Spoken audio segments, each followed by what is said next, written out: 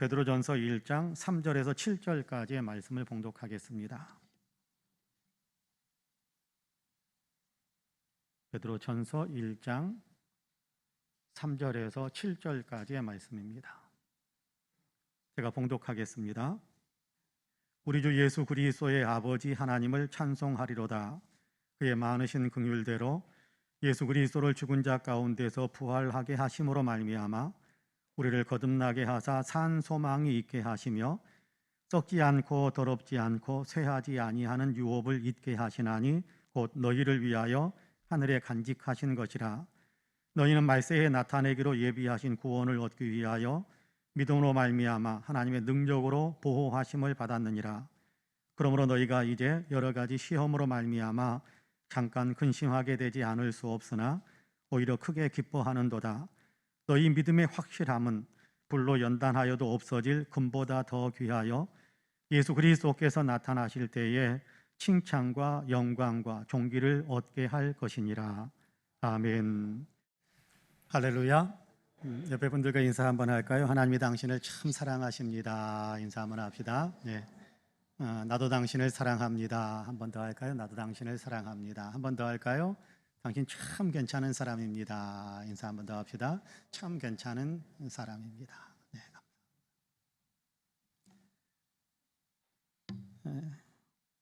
자기보다 젊은 사람과 함께 달린다는 것은 만만치 않은 일이었습니다.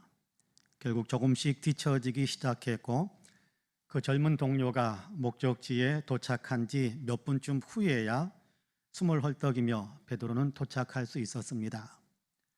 조금 전에 깜짝 놀랄 만한 그런 충격적인 이야기를 듣고 앞뒤 가리지 않고 이들이 뛰어온 곳은 바로 예수님의 무덤이었습니다. 새벽같이 무덤을 다녀온 여인들이 하는 말이 예수님의 시신이 사라졌다라는 이야기를 해주었기 때문입니다. 그래서 놀란 마음이 허겁지겁 무덤에까지 달려온 겁니다. 젊은 요한이 더 잘 달렸습니다. 그래서 먼저 무덤에 도착했어요. 베드로는 조금 더 늦게 도착했는데 요한이 무덤 안에 들어가지 못하고 무덤 입구에서 두리번거리며 안쪽을 살피고 있을 때 베드로는 그냥 성큼 무덤 안으로 쓱 들어갔습니다. 밝은 곳에도 어두운 곳으로 들어가게 되면 순간 사물이 아무것도 보이지 않지요. 베드로도 그랬습니다. 캄캄해서 아무것도 볼 수가 없었습니다. 잠시 기다리는 사이에 어둠에 적응할 수 있었고 곧 주위의 사물들을 밝히 볼 수 있게 되었습니다. 정말 시신이 사라져 버렸습니다. 한쪽 돌판 위에 있어야 할 예수님의 시신이 보이질 않는 겁니다. 다만 시신을 쌌던 세모포가 얼룩진 상태 그대로 놓여 있었고 머리를 쌌던 그 수건도 덩그러니 한편에 놓여 있습니다. 하지만 시신은 보이질 않습니다. 어떻게 된 것일까? 누군가가 시신을 옮겼단 말인가? 우리 제자들은 예수님이 죽으신 후 두려워서 다 같이 숨어 있었는데 우리 가운데 그런 사람이 없는데 그렇다면 누가 그랬을까? 마음의 생각이 복잡해졌습니다. 뒤따라 들어온 요한이 주위를 돌아보면서 말합니다. 예수님 그분이 정말 부활하셨나? 여인들이 부활했다라는 얘기를 들었다고 그랬는데 예수님이 정말 부활하셨나 보다. 베드로는 요한에게 조용히 하라는 손짓을 보내고 그리고 다시 골똘히 생각합니다. 그동안은 생각 없이 성급하게 결론을 내림으로 인해서 많은 실수를 범했던 터라 이번만큼은 제대로 된 바른 결론을 내리고 싶었습니다. 그래서 생각하고 또 생각합니다. 눈을 지그시 감고 생각합니다.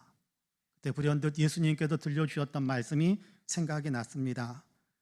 시몬아 시몬아 보라 사탄이 너희를 밀가부르듯 하려고 요구하였으나 그러나 내가 너를 위하여 내 믿음이 떨어지지 않기를 기도하였노니 너는 돌이킨 후에 내 형제를 굳게 하라.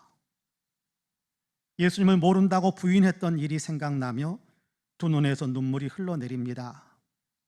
그는 다시 눈을 뜨고 주위를 살펴봅니다. 요한은 예수님 시신을 두었던 자리로 다가가서 남겨져 있던 세마포를 유심히 살피다가 기쁨과 공포가 교차되어지는 그런 표정으로 베드로를 향해서 돌아섰습니다. 시몬, 잘 들어. 주님이 부활하셨어. 그분이 정말 살아나셨네. 베드로도 고개를 끄덕이며 말합니다. 자네 말이 맞아, 요한. 그분은 정말로 살아나셨어. 순간 베드로는 그동안 자기의 가슴을 짓누르고 있었던 거대한 바위 덩어리가 굴러 떨어져 가는 것 같았습니다. 그는 이제 모든 것이 변하리라는 사실을 알았습니다. 세상도 변하고 자기의 삶도 변할 것이다 라는 분명한 확신을 갖게 됩니다. 그로부터 30여 년이 흐른 후에 베드로는 삶의 어려움과 박해로 인해서 믿음이 흔들리고 있는 성도들을 향해서 편지를 쓰면서 편지 가운데 이렇게 찬양을 기록합니다. 우리 주 예수 그리스도의 아버지 하나님을 찬송하리로다. 그의 많으신 긍휼대로 예수 그리스도를 죽은 자 가운데서 부활하게 하심으로 말미암아 우리를 거듭나게 하사 산 소망이 있게 하셨다라고 찬양을 합니다. 하나님께서 예수 그리스도를 다시 살리셨는데 이 부활은 우리에게 소망이다라고 고백하는 겁니다. 실패했던 자리에 서 있을 때 예수 그리스도의 부활은 소망이 되어 실패의 자리를 박차고 다시 일어설 수 있게 만들어 주었다는 것입니다. 낙심하고 절망하는 자리에 몰려 있을지라도 예수님의 부활은 소망이 되어 다시 일어서게 만들어 주었다는 거지요. 설령 아픔과 박해에 몰리고 사망의 음침한 골짜기를 지나가게 되었다고 할지라도 예수님의 부활은 우리에게 소망이 된다라고 선포해 주고 있는 겁니다. 예수님의 부활은 우리에게 소망과 축복이 됩니다. 이제 본문을 조금 더 깊이 살펴보려고 하는데요, 바라기는 말씀을 나누는 우리 모두에게 예수 부활의 믿음이 견고해져서 우리의 소망도 우리의 기쁨도 우리의 확신도 더욱더 견고해질 수 있게 되기를 주님의 이름으로 간절히 축복합니다. 첫째로 예수님이 부활하심으로 우리에게는 산 소망이 있습니다. 예수님의 부활은 우리에게 산 소망을 안겨준 겁니다. 예수님의 부활은 우리에게 진짜 소망이 되는 겁니다. 본문 3절 말씀을 여러분 같이 한번 읽어볼까요? 3절 같이 읽습니다. 우리 주 예수 그리스도의 아버지 하나님을 찬송하리로다. 그의 많으신 긍휼대로 예수 그리스도를 죽은 자 가운데서 부활하게 하심으로 말미암아 우리를 거듭나게 하사 산 소망이 있게 하시며. 할렐루야. 하나님께서 예수 그리스도를 부활하게 하셨습니다. 예수님을 부활하게 하심으로 하나님은 우리를 거듭나게 하셨고, 예수 그리스도를 부활하게 하심으로 하나님은 우리에게 산 소망이 있게 하셨습니다. 죽은 자도 살리시는 하나님이 우리도 살리실 것이라는 소망, 죽은 것 같은 우리의 인생에도 하나님께서 생명력을 불어넣어 주실 수 있다는 분명한 소망을 품을 수 있게 하시는 귀한 역사가 예수님의 부활 속에 나타나 있다라고 고백하는 겁니다. 예수님은 십자가에서 죽으셨으나 하나님께서 다시 살리셨지요. 로마서 6장 10절과 11절은 예수님의 죽으심과 부활하심이 우리에게 어떻게 적용되는지에 대해서 이렇게 선포를 해줍니다. 같이 읽어볼까요? 로마서 6장 10절과 11절입니다. 그가 죽으심은 죄에 대하여 단번에 죽으심이요 그가 살아계심은 하나님께 대하여 살아계심이니 이와 같이 너희도 너희 자신을 죄에 대하여는 죽은 자요 그리스도 예수 안에서 하나님께 대하여는 살아있는 자로 여길지어다. 할렐루야. 우리는 믿음으로 예수님과 함께 죄에 대해서 죽었고, 우리는 믿음으로 예수님의 부활 안에서 하나님에 대해서 산 자가 되었다라고 가르쳐집니다. 다시 태어난 자가 되었다, 거듭난 자가 되었다라는 그런 선포이기도 합니다. 예수 믿는 우리는 거듭난 사람입니다. 우리가 세상에 태어날 때 우리가 한 것은 아무것도 없었지요. 다만 부모님으로 인해서 우리는 세상에 태어났습니다. 거듭나는 것도 마찬가지입니다. 우리가 한 것은 없습니다. 다만 하나님이 우리를 낳아주셨습니다. 그래서 믿게 하시고 믿음으로 말미암아 구원을 누리게 하셨습니다. 그래서 에베소서 1장에서는 너희가 그 은혜로 인하여, 하나님의 은혜로 인하여 믿음으로 말미암아 구원을 받았다라고 가르쳐주고 있습니다. 그렇습니다. 하나님께서 은혜를 베풀어 주셔서 우리를 믿을 수 있게 되어 우리가 믿을 수 있게 하셨고, 그래서 우리로 하여금 구원의 복을 누릴 수 있게 만들어준 겁니다. 이것이 거듭남입니다. 이렇게 거듭난 사람에게 하나님은 또한 산 소망을 주셨다, 그렇게 말씀하고 있습니다. 거듭난 사람에게는 산 소망이 있다라고 이야기하는 겁니다. 소망이라는 말은 지금 가지고 있지 않지만 장차 우리가 얻게 될 것이다라는 기대감을 품는 것을 소망이라고 그렇게 말하지요. 하나님께서 우리에게 소망을 주셨다는 것은 하나님께서 약속하신 것이 확실하게 우리 가운데 이루어질 것이다라는 기대를 갖게 하셨다, 소망을 품게 하셨다라는 그런 말씀입니다. 특별히 본문은 우리가 갖게 된 소망을 산소망이라고 가르쳐 줍니다.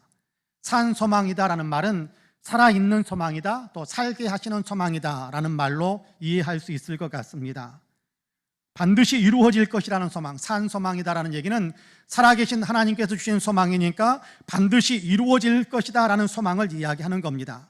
예수님을 부활하게 하신 하나님께서 예수님을 부활하게 하신 것만큼이나 확실하게 분명하게 이루어질 것이다라는 그런 소망을 우리가 가질 수 있게 되었다는 겁니다. 산소망은 확실히 이루어질 소망이면서 동시에 살리는 소망이기도 합니다. 이 소망을 가진 사람들을 살게 하신다라는 겁니다. 소망을 굳게 가지면 소망에 의해서 삶이 변화되어지는데 생명의 길, 사는 길, 그리고 잘 되는 길을 걸어가게 만든다라는 의미에서 살게 하시는 소망, 살게 하시는 소망이라는 의미도 같이 품고 있는 겁니다. 어떤 분이 상상하면서 재미있는 글을 적어놓은 것을 읽은 적이 있습니다. 천국에서 아브라함과 그의 증손자 되는 요셉이 만났을 때 이런 대화를 하지 않았을까라면서 적어놓은 대화인데요, 그 내용이 재미있었습니다. 아브라함이 요셉에게 묻습니다. 요셉, 애굽으로 팔려갈 때 기분이 어땠니? 네, 사실 저는 기분이 무척 좋았습니다. 아브라함이 놀라서 묻습니다. 노예로 팔려가는데 기분이 좋았다고? 예, 저는 구덩이에 빠져 있을 때 형님들 손에 죽게 될 줄 알았는데 목숨은 건졌잖아요. 그래서 저는 무척 기뻤습니다 라고 이야기를 합니다.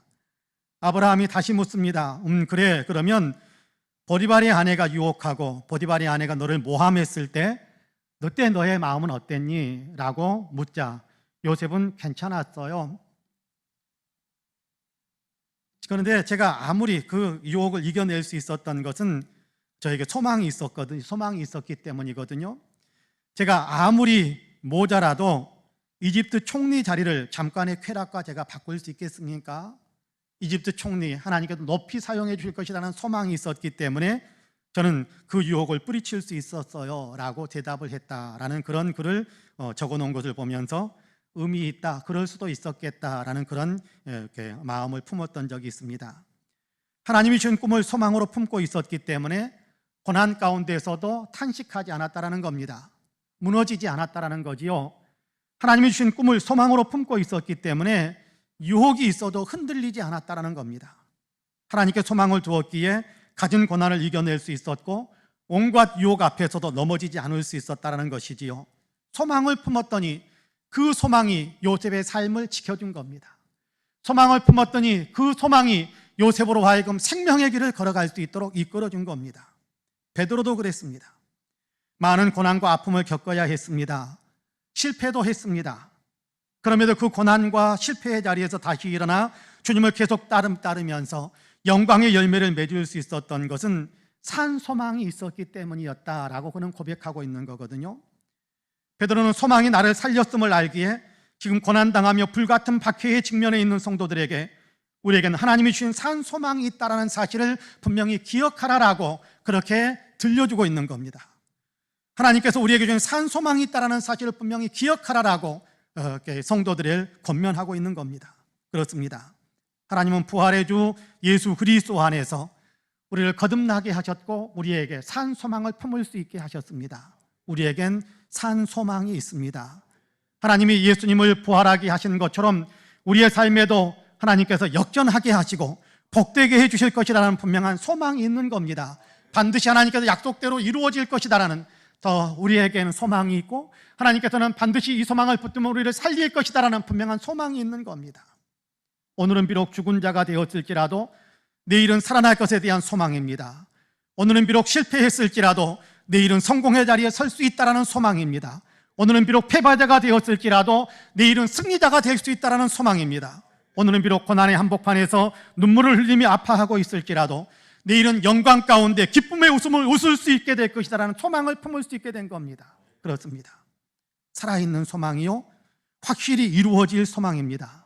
그러므로 성도 여러분, 지금 힘들고 어렵더라도 살아계신 하나님, 산 소망을 주신 하나님을 의지하시기를 바랍니다.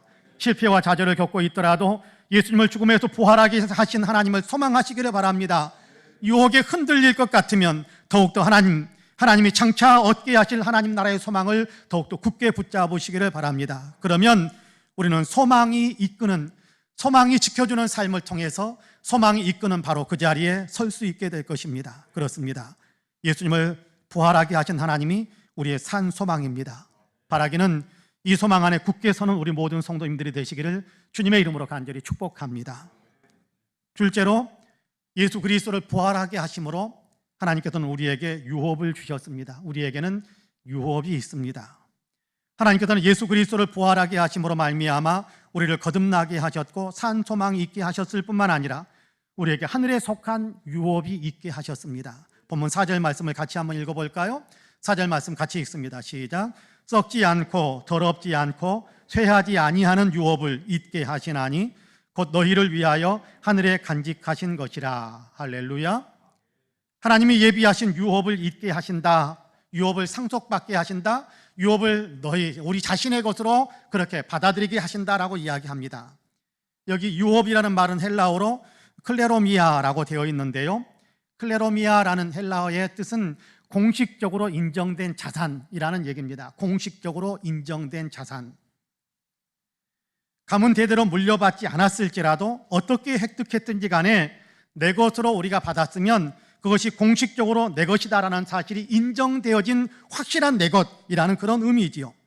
하나님이 주신 유업이라는 말은 그러니까 하나님께서 주셔서 내 소유가 되게 만들어준 것이라는 그런 의미가 있는 겁니다.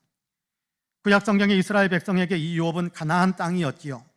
하나님께서 그들의 몫으로 정해 주셨고 그 땅으로 그 백성들을 인도해 주셨고 그곳에서 살게 하신 땅이 그들의 유업이었습니다. 예수 그리스도 안에서 그리스도인들에게도 유업이 있습니다. 이 유업은 하늘에 속한 것이다 라고 가르쳐 주지요. 땅에 있는 것은 필연적으로 썩고 더러워지고 낡아지게 되는 것인데 하나님께서는 예수 그리스도를 믿는 사람들에게는 썩지 않고 더럽지 않고 쇠하지 않는 하늘에 간직한 유업을 이미 주셨다라고 이야기합니다. 유업을 있게 하신다, 유업을 소유하게 하셨다라는 얘기입니다. 요즘 우리식으로 이야기한다면 등기 이전을 확실하게 해주셨다라는 겁니다. 등기 이전을 확실하게 해주셨다. 하늘에 속한 것, 영원한 천국에 들어가게 하시는 복을 주셨다라는 겁니다. 바울은 이 유업의 영광을 미리 맛볼 수 있었습니다. 그래서 그는 세상의 장막이 무너지면, 다시 말해서 육신의 죽음을 맞이하게 되면 하나님께서 예비하신 영원한 집이 있음을 알면서 나는 그곳에 들어가게 될 것을 분명히 안다라고 고백하는데요, 그래서 고린도후서 5장 8절에서는 이렇게 고백하기도 합니다. 우리가 담대히 원하는 바는 차라리 몸을 떠나 주와 함께 있는 그것이라, 그렇게 고백하기도 합니다. 나는 이 땅의 삶을 속히 끝내고 하나님이 유업으로 주시는 천국에 빨리 들어가고 싶다, 그렇게 이야기합니다. 이 땅의 삶을 그는 고역스럽게 사는 것은 물론 아니었습니다. 이 땅에 살면서도 그는 많은 사람들에게 기뻐하라, 나는 기뻐하고 또한 기뻐합니다라고 이야기합니다. 왜요? 그 유업을 바라보고 있기 때문에, 그 유업이 내게 이미 주어졌다는 사실을 알기 때문에, 그 하늘의 기쁨, 하늘의 천국의 영광에 내가 들어갈 것이라는 사실을 알기 때문에 내가 이 땅을 떠나서 빨리 그곳에 들어가기도 원하지만 이 땅에 살고 있는 그 기간 동안에는 탄식하고 눈물을 흘리면서 사는 것이 아니라 어떤 여건, 어떤 환경, 어떤 상황 속에서도 도리어 그 영광을 바라보면서, 그 유업의 영광을 바라보면서 나는 기뻐하면서 산다, 그렇게 고백하기도 했습니다. 하나님께서 예비하신 유업, 천국의 영광을 알기 때문에 그렇습니다. 매튜라는 학생이 있습니다. 근위축증을 앓고 있는 학생인데요, 태어날 때부터 선천적으로 근위축증을 앓았습니다. 그래서 병원에서는 5살까지도 살기 어려울 것입니다 라는 진단을 받고 집으로 왔습니다.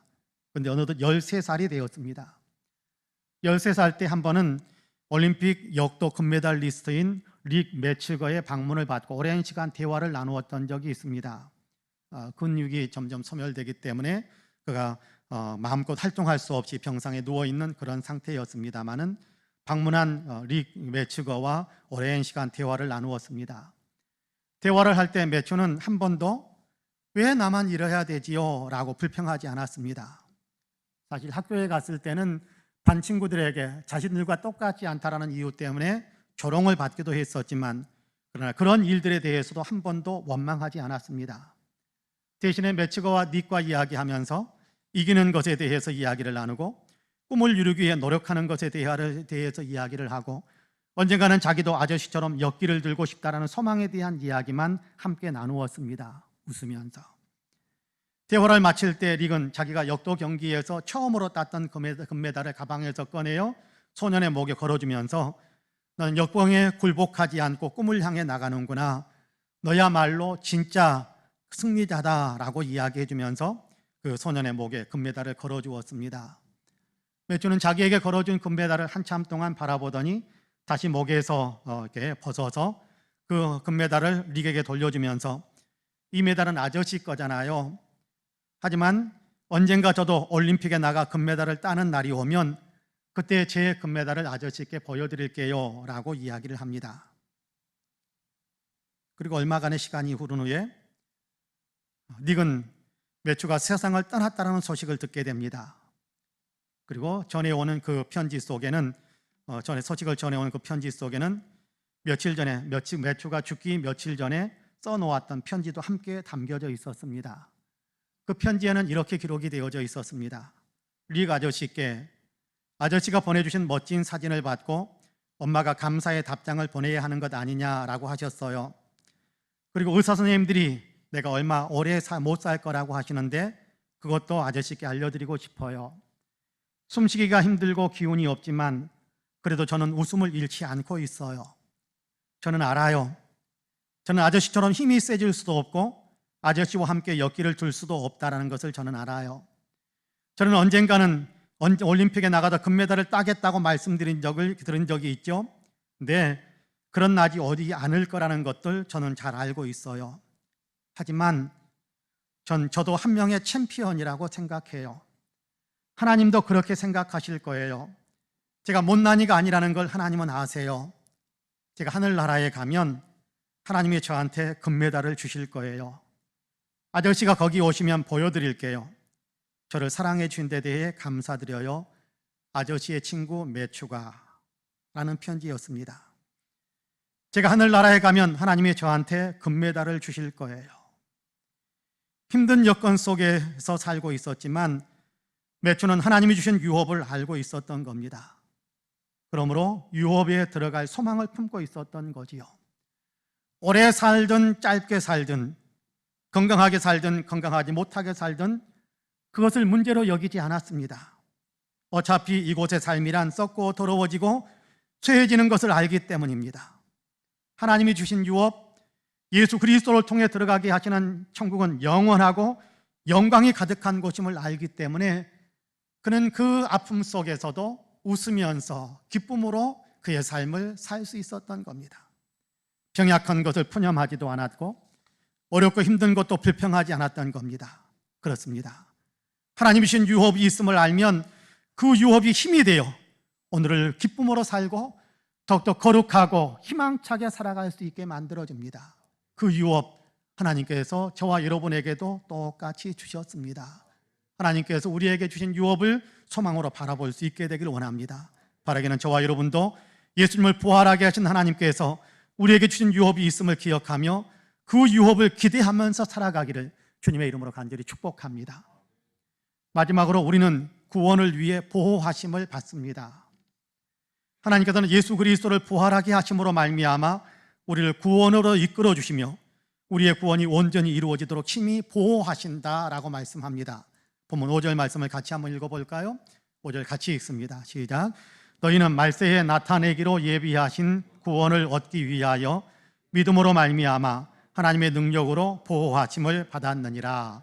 할렐루야. 여기 말세라는 말은 종말의 때를 가리킵니다. 예수님 재림의 때를 의미한다고 보시면 됩니다. 하나님께서 이 날을 이미 계획하고 계십니다. 그때 하나님께서 예비하신 구원의 역사가 있을 것이다 라고 이야기하지요. 여기 본문에서 말씀하는 구원이라는 단어는 거듭난다 또는 죄 용서함을 받는다라는 말씀보다 훨씬 더 넓은 의미가 있습니다. 보상받는 것까지, 행한 대로 보상받는 것까지 다 포함하는 그런 의미로 구원이라는 단어를 사용하고 있습니다. 믿음을 굳게 지킨 사람들에게 상급 주시는 것까지를 다 포함해서 구원이라는 단어를 사용하고 있는 겁니다. 세상에서 어렵고 힘들게 살면서도 환난을 당하고 억울한 일을 당하면서도 믿음을 지킨 사람들에게 하나님은 상급을 더해 주시는 그런 구원을 베풀어 주실 것이다 라는 사실을 이야기하는 겁니다. 그때에는 구원이 있을 뿐만 아니라 반대급부로 심판도 따르게 될 것입니다. 믿음 없이 산 사람이나 자기 마음대로 산 사람에 대해 하나님이 내리실 심판이 있고 책망이 있을 것이다 라는 사실도 같이 포함한 이야기입니다. 지금은 나타나고 있지 않지만 그때가 되면 하나님께서 분명하게 구원과 심판에 대해서 나타내실 겁니다. 그때 그 구원을 위해 하나님은 지금 우리를 하나님의 능력으로 보호하고 계신다라고 가르쳐주고 있습니다. 여기 보호한다라는 말은 아주 견고함을 나타내는 의미를 품고 있습니다. 헬라어로 프로르메누스라고 되어 있는데요, 이 단어는 군사 용어입니다. 성벽을 쌓고 성 안을 보호하는데 그 안에 또다시 단단한 옹벽의 성벽을 지어서 요새처럼 또 하나를 만들어서 그 안을 보호하는, 그것을 가리켜서 프루르메누스라는 단어로 그렇게 표현하는데, 우리를 보호하신다라는 프루르메누스라는 단어를 사용한 것은 그런 의미가 있는 겁니다. 가장 안전하고 가장 확실하게 보호하는 일을 나타내는 그런 단어를 사용해서 하나님께서 우리의 구원을, 우리가 거듭나고 또 죄 용서함 받고 천국에 들어가는 것뿐만 아니라 아름다운 상급을 얻게 하시는 그런 구원의 역사를 위해 우리를 보호하신다라고 가르쳐주는 겁니다. 믿는 사람들이 세상의 핍박을 받아 그 몸이 설령 죽더라도 하나님께서 그 영혼을 지키신다라는 사실을 가르쳐주시는 그런 말씀이기도 합니다. 너희는 말세에 나타내기로 예비하신 구원을 얻기 위하여 믿음으로 말미암아 하나님의 능력으로 보호하심을 받았느니라, 그렇게 말씀합니다. 믿음으로 말미암아 하나님의 능력으로 보호하심을 받는다라고 말씀합니다. 믿음의 사람들을 하나님이 능력으로 보호해 주시기 때문에 우리의 구원은 결코 요동하지 않게 될 것이다라는 겁니다. 우리의 구원은 확실한 것이 된다라는 겁니다. 그렇습니다. 하나님의 능력의 손 안에 있는 것은 누구도 빼앗아갈 수 없지요. 요한복음 10장 28절과 29절에서 예수님은 그래서 이런 말씀을 우리에게 들려줍니다. 같이 한번 읽어볼까요? 같이 읽습니다. 내가 그들에게 영생을 주노니 영원히 멸망하지 아니할 것이요 또 그들을 내 손에서 빼앗을 자가 없느니라. 그들은 주신 내 아버지는 만물보다 크심에 아무도 아버지 손에서 빼앗을 수 없느니라. 할렐루야. 하나님 안에 있는 것은 절대적으로 안전하다는 겁니다. 하나님이 붙들어 주시는 사람은 절대적으로 안전하다는 겁니다. 하나님께서 붙들어 주시는 사람은 절대적으로 구원을 받고, 하나님께서 붙들어 주시는 사람들은 그 사람 삶에 대해 하나님께 절대적인 보상, 상급의 역사를 베풀어 주실 것이다라는 사실을 선포하는 겁니다. 하나님께서는 우리의 영혼을 구원하시기 위해 독생자 예수님을 세상에 내어주셨지 않습니까? 독생자 예수님이라는 값을 치르고 우리를 구원하셨다면 독생자 예수님의 값을 치르고 구원한 그 사람들, 그 생명인 우리를 얼마나 귀하고 얼마나 소중하게 여기시겠습니까? 하나도 잃지 않으실 겁니다. 하나도 빼앗기지 않으실 겁니다.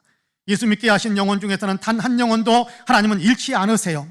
베드로는 자신의 삶 속에서 그 사실을 직접 경험했던 사람이 아닙니까? 예수님을 모른다고 부인했을 때 누가 보아도 베드로는 이제 예수님에서 끊어진 사람이 된 것 아닙니까? 예수님을 모른다라고 부인했을 때 누가 봐도 이제 베드로는 끝났구나, 유다와 똑같구나 라고 그렇게 생각할 수 있었을 텐데, 예수님은 베드로에게 그렇게 이야기하셨지요. 내가 너의 믿음이 떨어지지 않기를 위해서 기도하고 있단다. 예수님은 베드로를 위해서 기도해 주었고, 하나님께서는 베드로의 믿음이 떨어지지 않도록 그를 붙잡아 주셨습니다. 보호해 주신 거지요. 실패와 낙심에 빠졌던 베드로를 보호해 주신 겁니다. 그래서 다시금 믿음에 굳게 서서 믿음의 길을 힘차게 달려갈 수 있게 하신 겁니다. 여러분, 스데반 집사가 순교할 때의 장면을 여러분 기억하십니까? 유대인들에게 돌팔매질을 당하여 생명이 끊어져 갈 때 주님은 스데반에게 주님의 모습을 볼 수 있도록 눈을 열어주셨습니다. 그때 스데반 집사는 그렇게 이야기합니다. 보라, 주님께서 하나님 보좌 우편에 서 계시는 것을 내가 본다라고 이야기합니다. 여러분, 예수님은 하나님 보좌 우편에 어떻게 계시는 분입니까? 앉아 계시는 분입니다. 하나님 보좌 우편에 앉아 계시는 분 예수님입니다. 그런데 스데반 집사가 순교하는 장면 속에서, 순교하는 그 순간에 하나님 예수님께서 그 자리에서 벌떡 일어나서 스데반에게 자신의 모습을 보여주는 겁니다. 응원하고 격려하는 거죠. 그가 믿음에서 승리하도록 보호해 주시는 겁니다. 그런 어떤 삶을 보여주시는, 보호해 주시는 그런 삶을 보여주신 겁니다. 여러분, 바울 사도가 붙잡혀서 노마로 압송되어질 때 항해 도중에 유라굴로라는 거대한 바람을 만났던 것을 기억하실 겁니다. 모두가 이제는 그 풍랑에 휩쓸려서 다 죽게 되었다고 생각할 때 주님이 바울에게 나타나서 바울을 로마에 세워야 하기 때문에 바울을 보호해 줄 것이다. 더불어서 이 배에 타고 있는 모든 사람들의 생명도 보호할 것이다 라고 주님께서 말씀해 주셨고, 실제로 그들의 모든 생명들은 안전하게 다 보호받아서 생명을 건질 수 있었습니다. 그렇습니다. 주님은 주님이 원하시는 자리에 세우기 위해 항상 전능하신 능력으로 보호해 주시는 분입니다. 우리에게도 마찬가지입니다. 우리도 주님이 원하시는 자리에 우리를 세우기 위해 주님께서는 우리를 보호해 주고 계시는 분이십니다. 믿으시기를 바랍니다. 구원의 자리에 우리를 세우시고 상급받는 구원의 자리에 우리를 세우시기를 원하시면서, 그래서 오늘 또 우리로 믿음에 굳게 서도록 이끄시고 보호하고 계시는 분이 우리 하나님이세요. 믿으시기를 바랍니다. 그러므로 이제 세상에 풍파가 몰려든다고 할지라도 두려워하실 필요가 없습니다. 하나님은 불꽃 같은 눈동자로 우리를 지키시고 계신다는 사실을 도리어 믿으시기를 바랍니다. 그렇습니다. 삶이 요동칠 때라도 주님이 보호하신다는 사실을 기억하면서 평안하시기를 바랍니다. 삶이 어떤 상황에서도 죽으셨던 예수님을 다시 살리신 하나님이 그 능력으로 우리를 보호하신다는 사실을 기억하고 믿으면 요동하지 않는 평강을 우리는 계속해서 유지할 수 있게 됩니다. 물론 순간 당황할 수 있는 그런 상황이 올 수도 있겠지요. 그럴 때라도 보호하시는 하나님을 마음 중심에 떠올리시기 바랍니다. 하나님이 나를 보호하신다는 사실을 기억하시기를 바랍니다. 하나님이 마지막 구원의 때까지 우리를 항상 보호하신다라고 약속하셨다는 사실을 기억하시기를 바랍니다. 그러면 우리의 마음은 다시 평안해질 것이고, 우리의 마음은 다시금 믿음으로 견고해질 것이고, 우리는 다시금 승리해야 하는 믿음의 삶을 다시금 시작할 수 있게 될 것입니다. 사랑하는 성도 여러분, 하나님께서는 죽으셨던 예수님을 다시 살리셨습니다. 예수님을 부활하게 하심으로 하나님은 우리에게 거듭남과 산 소망을 주셨습니다. 살아계신 하나님이 우리의 내일을 더 좋게 만들어 주실 것이라는 기대할 수 있는 그런 소망, 그러므로 오늘보다는 내일이 더 나아질 것이라는 분명한 소망을 품게 되기를 축복합니다. 부활하신 예수님 안에서 하나님은 우리에게 영원한, 하늘에 속한 영원한 유업을 약속해 주셨습니다. 예약해 주셨습니다. 영원한 천국을 이미 주셨습니다. 우리는 그 천국에 들어갈 것이라는 사실을 확실히 믿으시기를 바랍니다. 예수님을 부활하게 하신 하나님은 마지막 때의 구원을 위해 오늘 또 우리로 믿음에 살도록 보호하고 계십니다. 힘들면 하나님을 부르십시오. 하나님의 보호하심을 맛볼 수 있게 될 것입니다. 보호하기로 약속하신 하나님, 제가 지금 힘듭니다. 제가 휘둘립니다. 제가 짓눌립니다. 제가 눈물 납니다. 주님께 아뢰시면 보호하시는 권능의 주님께서 우리의 삶에 찾아오셔서 다시금 위로해 주시고 격려해 주시고 일어설 수 있게 하시고 승리의 행진을 계속해서 해나갈 수 있도록 축복해 주실 것입니다. 바라기는 예수 그리스도의 부활을 통해 우리에게 주신 하나님의 귀한 은혜와 복이 있음을 기억하시면서 우리 모든 성도님들은 오늘 또 믿음에 굳게 서시기를 주님의 이름으로 간절히 축복합니다. 아멘. 기도하겠습니다. 은혜로우신 하나님, 우리를 사랑해 주셔서 감사합니다. 그리스도 예수 안에서 우리를 붙들어 주셔서 감사합니다. 오늘도 예수 그리스도를 부활하게 하심으로 말미암아 예수 그리스도의 부활 안에서 우리에게 놀랍게 주어지는 하나님의 은혜의 선물들이 이런 것들도 있다라는 사실을 가르쳐 주셔서 감사합니다. 거듭나게 하시는 은혜를 베풀어 주셨고 거듭남 안에서 우리에게 산 소망을 품을 수 있게 하셨습니다. 영원한 유업을 우리에게 허락해 주셨음을 우리에게 가르쳐 주셨습니다. 하나님은 오늘도 우리를 보호하시면서 상받는 믿음의 삶을 살아갈 수 있도록 우리와 동행하시며 우리를 붙들어 주신다는 사실을 우리로 하여금 다시금 기억하게 하셨습니다. 하나님, 이 사실을 우리의 마음속에 깊게 새기면서 우리가 예수 그리스도의 부활하심으로 말미암아 하나님의 놀라운 은혜와 축복들을 더 풍성하게 누리고 있다는 사실을 기억하면서 하나님의 은혜 속에 더 깊이 우리를 품어주셨다는 사실을 기억하면서 오늘도 용기와 희망의 믿음, 위로와 격려의 믿음, 하나님이 동행하신다라는 안심하는 믿음으로 우리가 굳게 설 수 있도록 축복해 주옵소서. 감사드리며 예수님의 이름으로 기도하옵나이다. 아멘.